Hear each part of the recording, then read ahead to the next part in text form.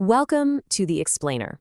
Today, we're going to tackle a conflict that completely redrew the map of the world, the First World War. It was supposed to be the war to end all wars, right? Over in just a few months. But instead, it dragged on for 4 absolutely brutal years, and believe me, its aftershocks are still being felt today. So, to really get how this global catastrophe even happened, you've got to picture Europe in the years right before 1914. It really was a continent just simmering with tension. You had new technologies, these ancient rivalries, and enormous armies all mixed together, creating this incredibly dangerous situation that was just, waiting for a spark. All right, so here's how we're going to walk through it. First, we'll look at how Europe became that tinderbox. Then, how the war actually began. We'll dive into the Great Stalemate, see how the tide turned, and finally, unpack the bitter peace that followed. Okay, first up, Europe as a tinderbox. So what exactly made the continent so unstable? Well, the answer is this really tangled web of ambitions and fears that had been growing for decades. So there were really 3 major forces pushing Europe right to the edge. First, you've got this whole system of military alliances. It was like a giant domino effect waiting to happen. An attack on one country meant all its friends had to jump in. Then there was this fierce competition for empires, for colonies, for global power, especially between the old guard, like Britain, and a rising, ambitious Germany. And finally, you just have a massive military buildup, a huge arms race where every country was trying to build bigger armies and more powerful navies than the next guy. And what this did was split Europe into 2 opposing teams, basically. On one side, you had the Triple Entente. That's Britain, France, and Russia. And on the other side, you had the Central Powers, which was mainly Germany, Austria-Hungary, and the Ottoman Empire. So with these lines drawn, any little local fight had the potential to just blow up into a war across the entire continent. All right, section 2, the war begins. So you have this tinderbox, right? All it needed was a single spark. And that spark came in the summer of 1914, and it set off a chain reaction that nobody could control. So what was the spark? Well, it was the assassination of an Austrian Archduke, Franz Ferdinand, by a Serbian nationalist. And that just set off all the dominoes we talked about. Austria-Hungary declares war on Serbia. Russia, who's Serbia's ally, starts mobilizing its army.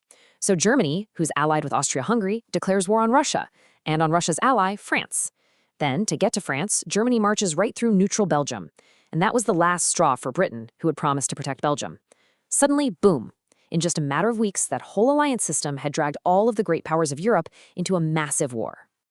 But even in the middle of all that chaos, something truly remarkable happened during the very first Christmas of the war, in 1914.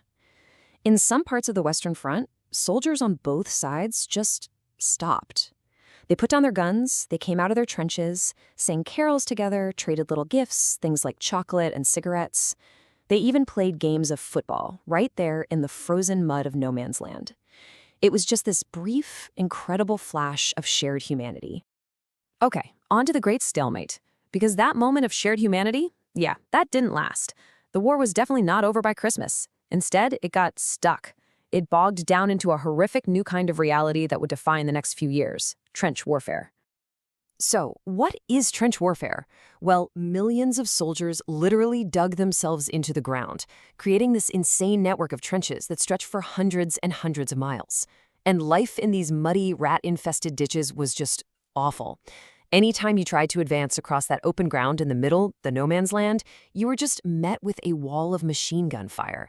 Progress wasn't measured in miles, it was measured in bloody yards, and paid for with an unbelievable number of lives. And if you want a perfect, horrific example of just how costly the stalemate was, you just have to look at the Battle of the Somme in 1916. The idea was for the British to launch this massive attack to try and pull German troops away from their French allies, who were getting hammered at a place called Verdun. It was basically trying to relieve pressure over here by starting a huge fight over there. I just want you to look at this number for a second.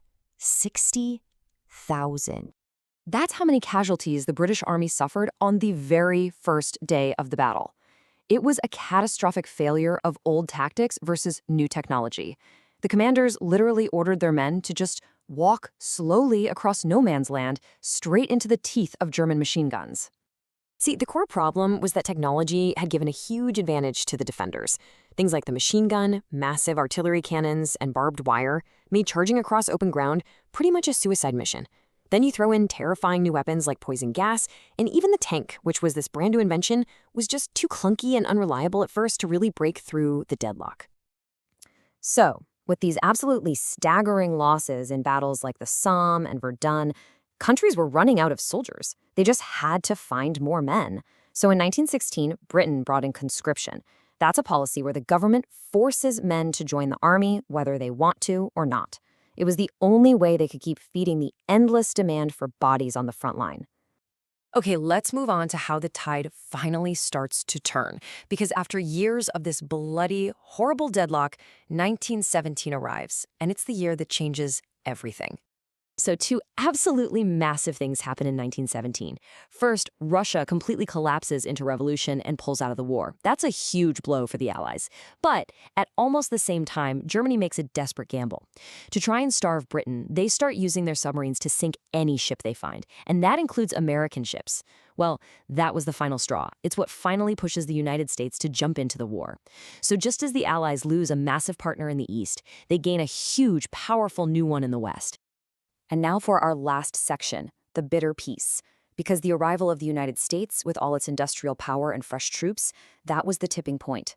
By late 1918, the Central Powers were just collapsing under the weight of it all. With defeat staring them in the face, Germany's leader, the Kaiser, steps down. He abdicates. And very soon after that, an armistice, which is basically an agreement to stop the fighting, is signed. And at the 11th hour of the 11th day of the 11th month, 1918, the guns finally fell silent. But here's the thing. The fighting might have been over, but the really difficult job of building a lasting peace, that was just getting started. The peace deal they came up with was called the Treaty of Versailles. And it was built on one single, non-negotiable idea, which is pretty much summed up right here. Germany was guilty. This wasn't just about ending the war. This was about punishing Germany for what the Allies said was their role in starting it. And this wasn't just a list of terms. For Germany, it was a national humiliation. They were forced to accept all the blame for the war. Their military was basically dismantled, no big army, no navy, no air force. They were forced to pay these crippling sums of money called reparations to the winners. And on top of all that, they lost all their overseas colonies and chunks of their land in Europe. So what was the final cost of all this? Well, the Great War mobilized over 65 million people. And as you can see here, it ended with nearly 10 million soldiers dead and millions upon millions more wounded. This was a scale of industrial-level slaughter that the world had never, ever seen before. It was just unimaginable. And that leaves us with a really critical question to think about. This was supposed to be the war to end all wars. But did the treaty that ended it actually guarantee peace? Or, by treating Germany so harshly, did it just end up planting the seeds for an even bigger, more terrible conflict just a couple of decades later?